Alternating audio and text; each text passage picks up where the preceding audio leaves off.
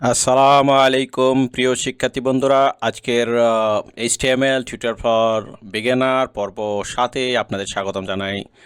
আজকে টিউটোরিয়ালের পর্বটি অ্যাট্রিবিউটস নিয়ে, অর্থাৎ অ্যাডিশনাল ইনফরমেশন এইচটিএমএল এর জন্য।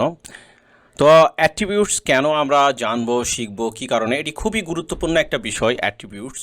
তো অ্যাট্রিবিউট যদি আপনি না জানেন তাহলে অনেক ক্ষেত্রে আপনি এইচটিএমএল দিয়ে কোনো কাজ ঠিক মতন রিপ্রেজেন্ট করতে পারবেন না। তো অ্যাট্রিবিউটস হচ্ছে এইচটিএমএলে অ্যাডিশনাল ইনফরমেশনের জন্য ব্যবহার করা হয়। তো আমরা যে সিনটেক্সটি রেখেছি, আমরা আগে একটা কথা বলেছিলাম যে ল্যাঙ্গুয়েজ একটি অ্যাট্রিবিউট, তাই না? তো এটা নিয়ে আজকে আলোচনা করব, এই অ্যাট্রিবিউট যেহেতু। তো অ্যাট্রিবিউটের গুরুত্বপূর্ণ অনেক অনেক ফাংশন রয়েছে। আমরা ডে বাই ডে অ্যাট্রিবিউটের ব্যবহার করব বিভিন্ন সময়, যেহেতু হাইপারলিঙ্ক যেই অপশনটি রয়েছে সেটাও একটা অ্যাট্রিবিউট। সো অ্যাট্রিবিউটের কাজ আসলে কি হয়? অ্যাট্রিবিউটের কাজটা আমরা একটু স্বাভাবিকভাবে বোঝাই। এখান থেকে যে ল্যাঙ্গুয়েজ ট্যাগটা রয়েছে এটাকে আমরা আপাততর জন্য কাট করে নিই।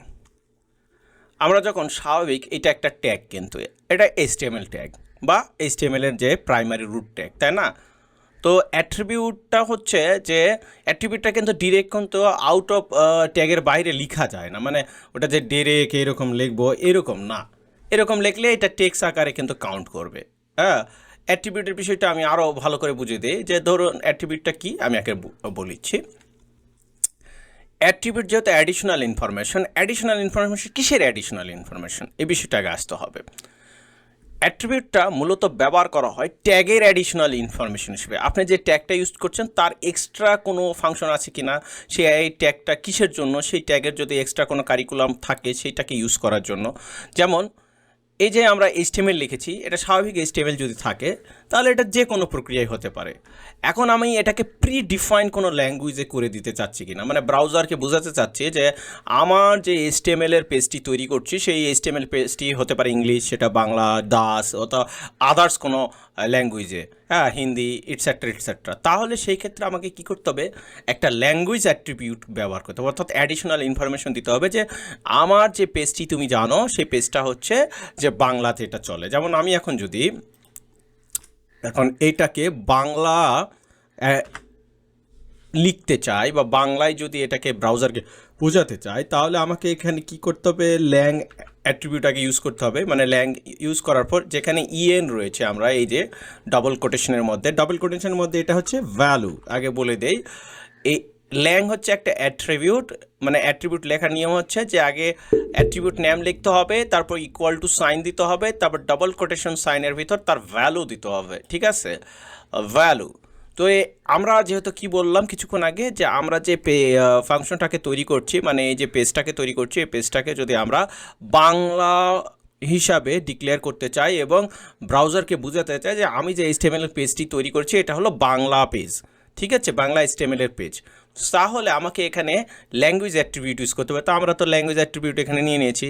ল্যাং শর্টকাট রূপ হলো LANG, ল্যাং, তারপর ইকুয়াল টু সাইন দিয়েছি, তারপর ডাবল কোটেশনের ভিতরে। এখন আমাকে বাংলা ব্যবহার করতে গেলে যেমন ইংলিশের জন্য ইএন ইউজ হয়, তেমন বাংলার জন্য ভিএন নামে ভাষা ল্যাঙ্গুয়েজের কোড রয়েছে। এইটা দিয়ে যদি আমরা সেভ করি, ঠিক আছে, আমরা যদি এটাকে দিয়ে এখানে এটাকে সেভ করি এবং এরপরে আমরা রানে গিয়ে এটাকে রান করি, দেখো সরাসরি এসেছে।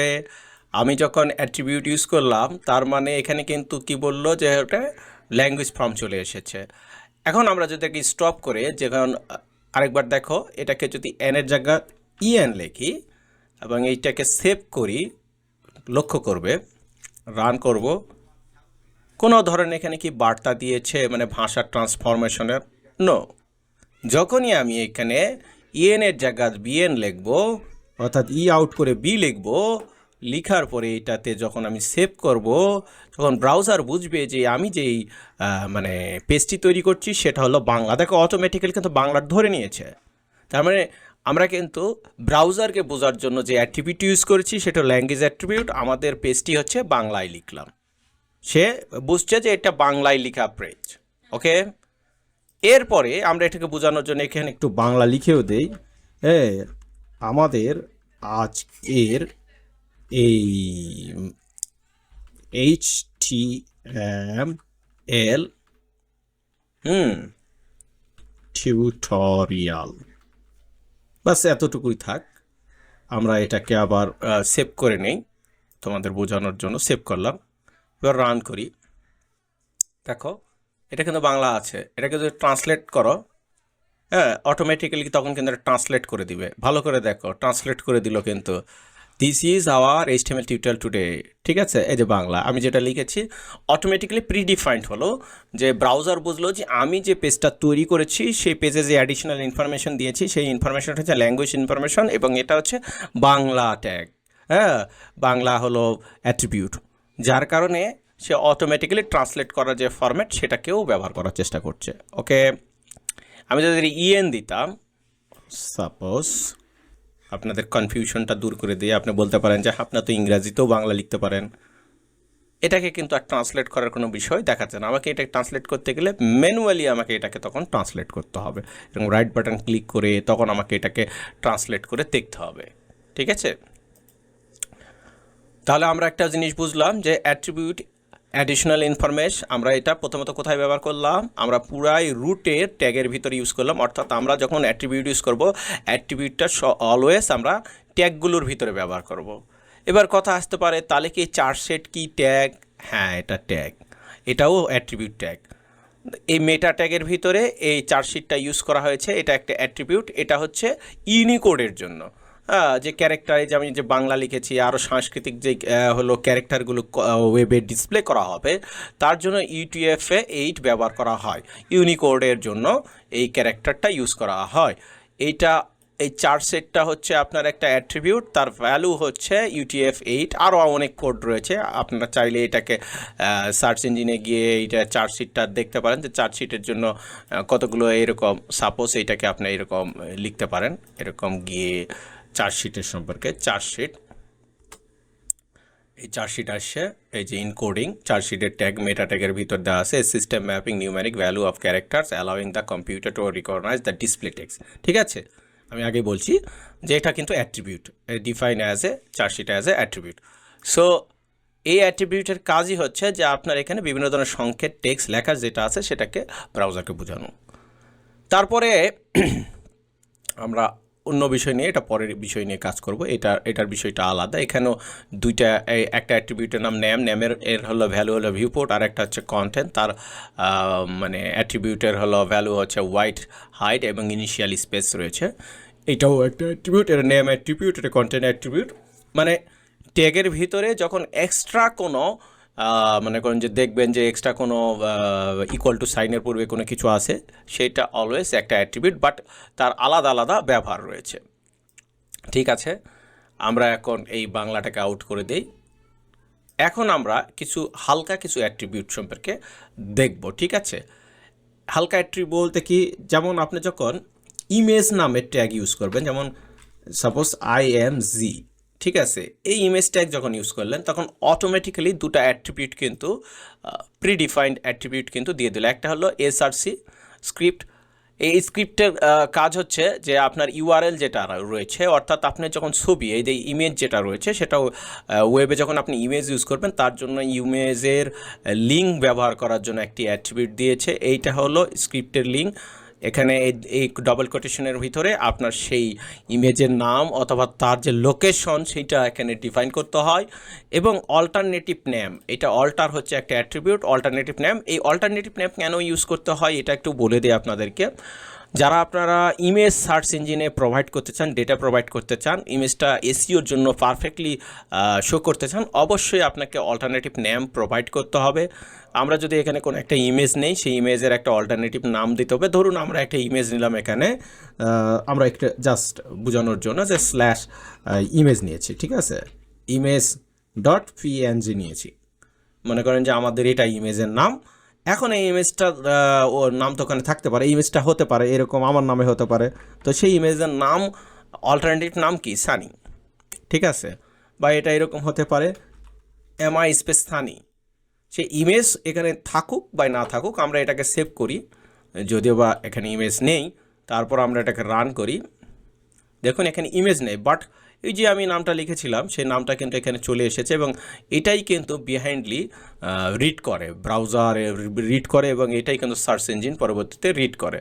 সাপোজ এই ইমেজটা যদি থাকতো আর কি, আমাদের যদি এই যে ফোল্ডার রয়েছে এই ফোল্ডারে যদি image.png নামে কোনো ফাইল থাকতো তাহলে অটোমেটিক্যালি সেইটা এটাকে কাউন্ট করতো। ঠিক আছে, যেহেতু নেই সেহেতু আসেনি। ঠিক আছে, আমরা একটা ইমেজ এখানে দিতে পারি। সাপোজ আমরা একটা ইমেজ দিয়েই দিই আপনাদেরকে। সো আমাদের এখানে একটা image.jpg নিয়েছি। তো এটা জেপিজি, আমরা এখানে পিএনজি দিয়েছি। তো এটার নামটা একটু বদলে আমরাকে জেপিজি করি। এরপরে এটাকে আমরা কি করি, সেভ করি। ঠিক আছে, দেখার জন্য এরপর রানে যাই, রান করি।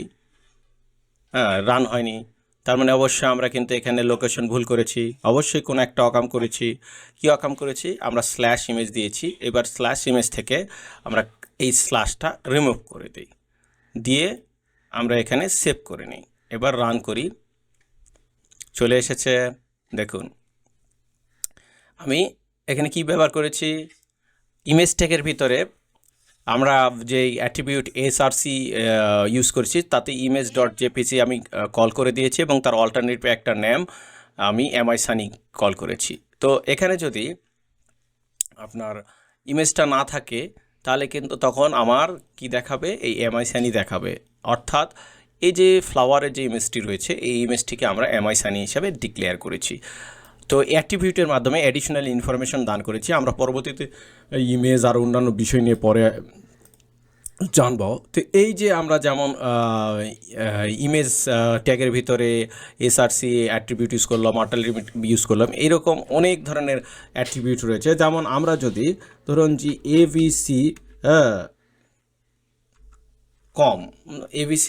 কম্পিউটার এলসিডি এই লেখাটাকে আমরা এখন হাইপার লিঙ্ক করতে চাচ্ছি বা লিঙ্কিং করতে চাচ্ছি, তাহলে কিন্তু কোথায়, সাপোজ আমি কম্পিউটার লেখাটাকে লিঙ্কিং করতে চাচ্ছি, এই লিঙ্কিং করার জন্য আমার কিন্তু একটা লিঙ্ক ট্যাগ ইউজ করতে হবে, তার সাথে কিন্তু আমার একটা href হলো অ্যাট্রিবিউট ইউজ করতে হবে। অর্থাৎ আমি যদি কোনো নির্দিষ্ট ওয়েবসাইটকে কানেক্ট করতে চাই তাহলে সেটা করতে হবে। এবারে আমরা তাহলে এটাকে হাইপার লিঙ্ক করবো। তো হাইপার লিঙ্ক করার জন্য একটা ট্যাগ রয়েছে, সেই ট্যাগটাকে বলা হয় এ ট্যাগ।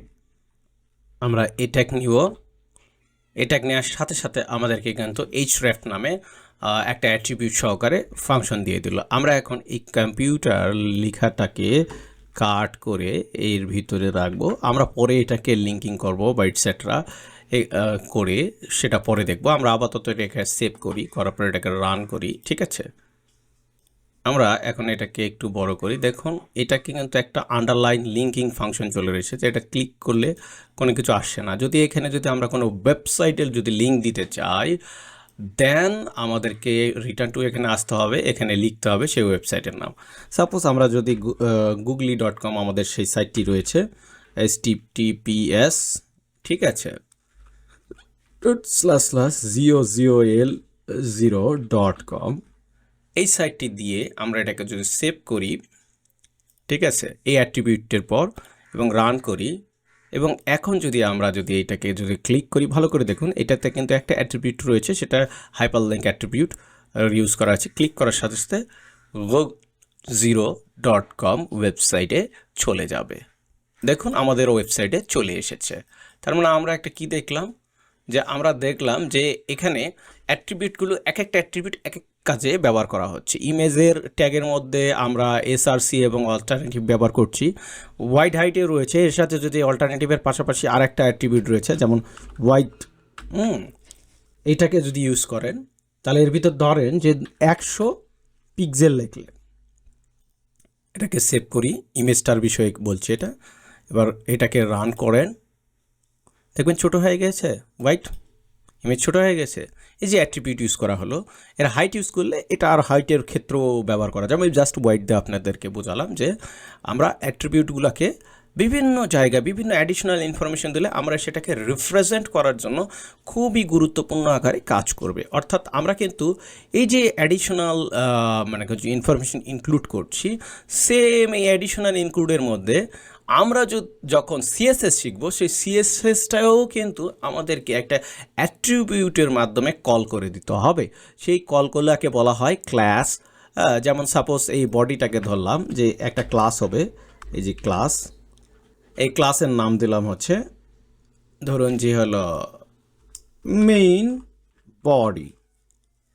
আমি এটার একটা নাম দিলাম মেন বডি, কিন্তু এখানে সিএসএস এর জন্য আমি ক্লাস লিখলাম। এই ক্লাসটাও কিন্তু একটা অ্যাট্রিবিউট, আর এখানে আমি এটার একটা ভ্যালু দিলাম মেন বডি। এই ক্লাসের ক্ষেত্রে আমি কিন্তু আনুষঙ্গিক বিভিন্ন ধরনের কল ডিফাইন করতে পারি, সেই ক্ষেত্রে সেই অনুযায়ী আমাকে কিন্তু আবার সিএসএস এর কোড লিখতে হবে।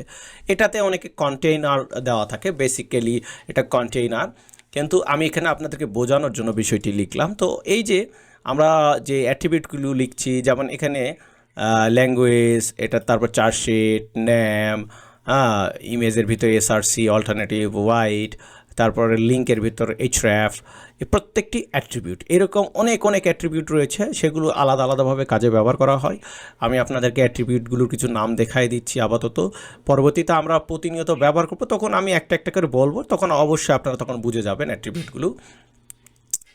এই যে অ্যাট্রিবিউট চাইলে আপনারা এখানে অ্যাট্রিবিউট দেখে নিতে পারেন। এই যে যেমন এইচরেফ লিঙ্কের জন্য, ইউআরএল লিঙ্কের জন্য, হাইপার লিঙ্কের জন্য, এসআরসি ইমেজের জন্য, ওয়াইড হাইট এটাও ইমেজের জন্য, অল্টারনেটিভ এটাও ইমেজের জন্য, স্টাইল মানে সিএসএস যেটা ওইটা আমরা এখনও ব্যবহার করিনি, আমি বললাম যেটা আমরা এই স্টাইলটা পরে ব্যবহার করব, স্টাইল অ্যাট্রিবিউটটা পরে ব্যবহার করব।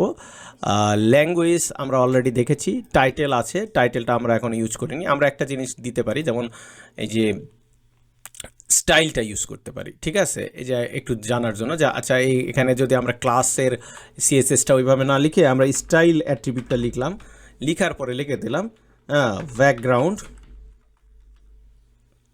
ঠিক আছে, ব্যাকগ্রাউন্ড গ্রে, ঠিক আছে, এখানে কিন্তু একটা কালার চলে আসছে। এবার এটাকে যদি আমরা সেভ করি তাহলে আমরা পূর্ণাঙ্গ HTML এর ব্যাকগ্রাউন্ডটি গ্রে কালার হবে। এই যে একটা অ্যাট্রিবিউট ইউজ করলাম, স্টাইল অ্যাট্রিবিউট, এবং স্টাইল অ্যাট্রিবিউট ইউজ করার কারণে আমাদের কিন্তু এই যে সরাসরি যে একটা কালার, ব্যাকগ্রাউন্ড কালার, এটা কিন্তু পরিবর্তন হয়ে গেল। তো এটাকে এই যে স্টাইল অ্যাট্রিবিউটটা কিন্তু এর একটা নাম রয়েছে, এটা হলো দুই ধরনের। এই স্টাইল যেটা আমি করেছি ইনলাইন সিএসএস, এটা ঠিক আছে, এটাই সিএসএস এর একটা অংশ, বাট এটা ইনলাইন সিএসএস। তারপর ইনপেজ সিএসএস রয়েছে, এবং এক্সটার্নাল সিএসএস এর ক্ষেত্রে এই একই জিনিস আমরা যদি এক্সটার্নাল সিএসএস এর ক্ষেত্রে ইউজ করতাম, তাহলে সেই ক্ষেত্রে আমরা ক্লাস নামক অ্যাট্রিবিউট ইউজ করব, এবং তার মধ্যে আমরা একটা ভ্যালু ডিফাইন করে দেবো। এইটা আমাদের সিএসএস এর পেজের ভিতরে তখন সেখানে কাজ হবে। সো আশা করি আপনারা অ্যাট্রিবিউটের বিষয়টি বুঝতে পেরেছেন। আমরা পরবর্তী টিউটোরিয়ালগুলোতে যখন অ্যাট্রিবিউট ইউজ করব তখন আবারও বলে দেবো আপনাদেরকে যে এই অ্যাট্রিবিউটটা এই কারণে আমরা এখানে ইউজ করছি, এবং প্রতিনিয়ত যেমন আপনার মানে সঠিকভাবে অন পেজ এসইও করার জন্য কিন্তু অ্যাট্রিবিউটের খুবই গুরুত্বপূর্ণ বিষয় রয়েছে। আমরা আগে একবার বলেছিলাম যে হেডিংয়ের যেমন গুরুত্বপূর্ণ রয়েছে, একটা হেডিং ঠিক না রাখলে এসইওর বিষয়টা মানে ঠিক থাকবে না, তদ্রূপ অ্যাট্রিবিউটও এখানে গুরুত্বপূর্ণ বিষয় রাখে। কারণ আপনি অ্যাট্রিবিউট যদি ঠিকঠাক না দিতে পারেন তাহলে গুগলের সার্চ ইঞ্জিন আপনার ডেটাগুলো ঠিকঠাকভাবে পড়তে পারবে না। সো আশা করি আমাদের এই যে আজকের এত দীর্ঘ সময় ধরে কথোপকথন, এটি আপনাদের অনেক কাজে আসবে, এবং অ্যাট্রিবিউট সম্পর্কে আপনাদের যা বিষয় জানার সেটা তো অবশ্যই জানতে পারছেন। যদি কোনো প্রশ্ন থাকে তাহলে আপনারা প্রশ্ন করতে পারেন, অথবা যদি আপনার মনে হয় যে না আমি W3 স্কুলে গিয়ে নিজেতে একবার দেখে নিতে পারেন, অথবা আপনার চাইলে ChatGPT ইউজ করতে পারেন, as your wish. But attribute is need for web development in HTML, also need for CSS, JavaScript, because যখন আপনি কোনো কিছু কল করবেন তখন কিন্তু অ্যাট্রিবিউট লাগবেই। সো অ্যাট্রিবিউটটাকে ইগনোর করবেন না, অ্যাট্রিবিউট ছাড়া ওয়েব প্রোগ্রামিং করতে পারবেন না। তো আজকে এখানে শেষ করছি, আল্লাহ হাফেজ।